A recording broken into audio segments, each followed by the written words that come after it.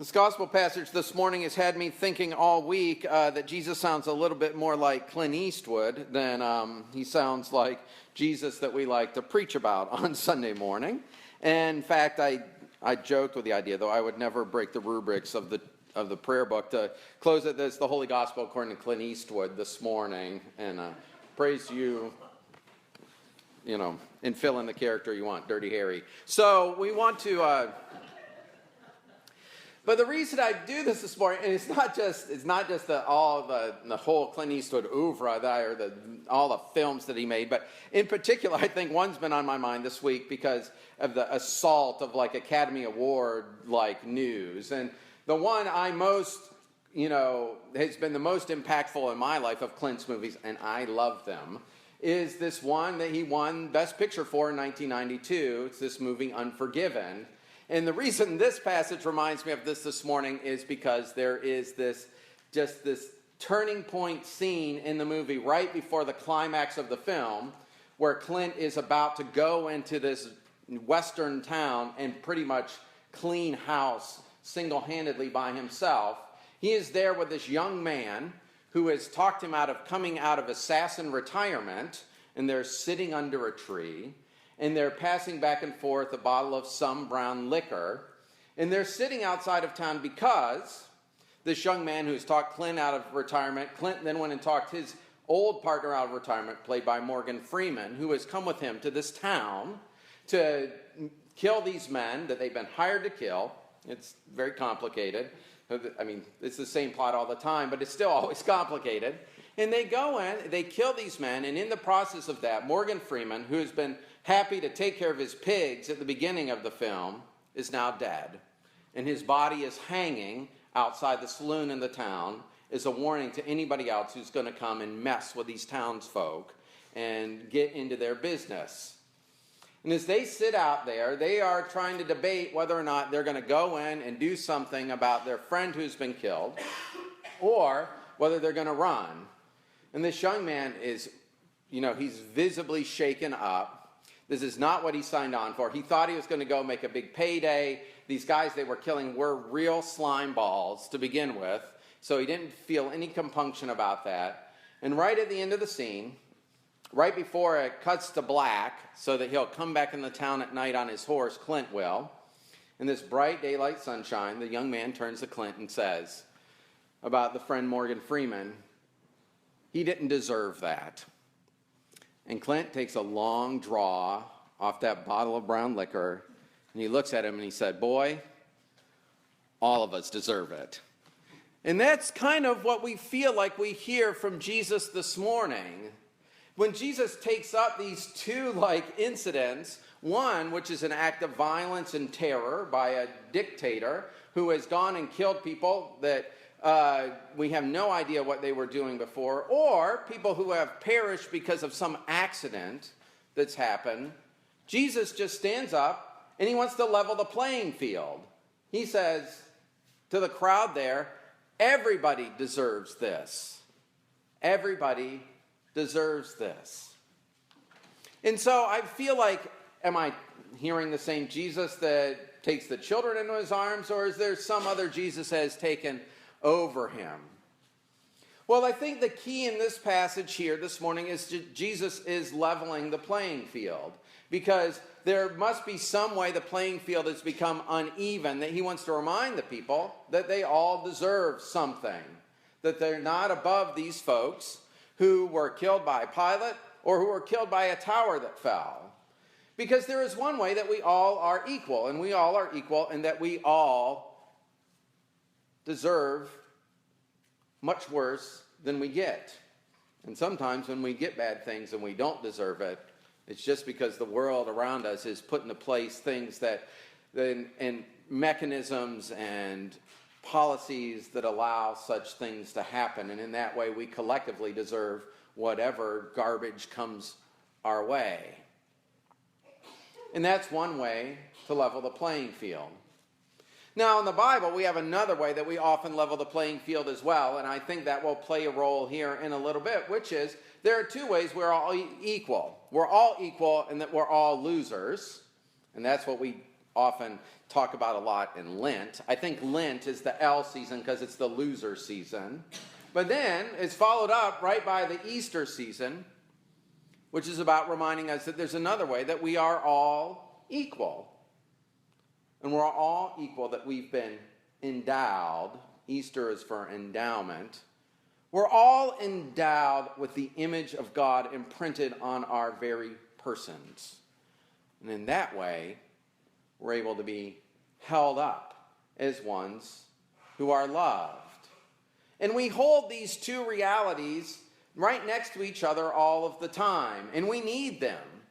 We need to know that we're made in the image of God so that we have a right perspective on what God thinks about us. Because if we think that we are only the Lenten season Christians, the losers, we actually are led to all kinds of behaviors that are unhealthy and will lead ultimately to our own destruction.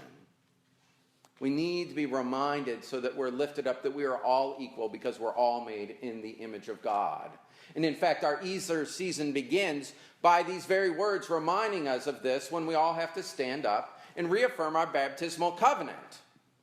When we reaffirm it, the very last words is that we will acknowledge and will uphold, that we will take care and treat people as though they have dignity because they are made in the image of God. But Jesus this morning doesn't want to level the playing field with that, and my guess is because there's this other problem that when your endowed feeling gets too great and you forget about the loser feeling, you need to counteract it a little bit here. Because when disasters happen, and I'm sure you've been in these discussions because we've had both kinds of disasters in the last week. We've had people in this country that have lost their lives to meaningless acts of violence, and we've had people that have lost their lives to completely uncontrollable weather events.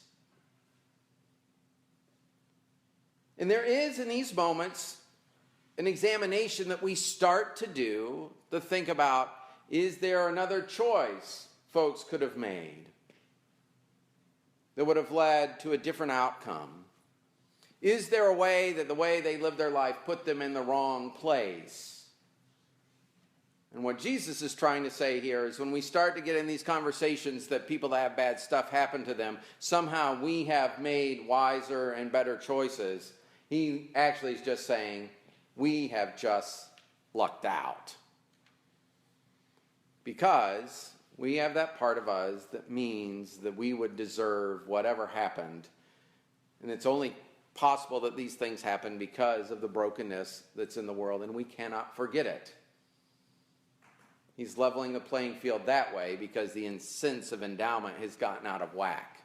In fact, that's what Paul is doing in Corinthians this morning too. He's reminding these people that find their heritage as being brought through the Red Sea and through the wilderness into the promised land. He's reminding them, hey, by the way, you were endowed with the promised land, but that was in spite of the fact that you had all of these things that you did in the wilderness that should have prevented you from getting there.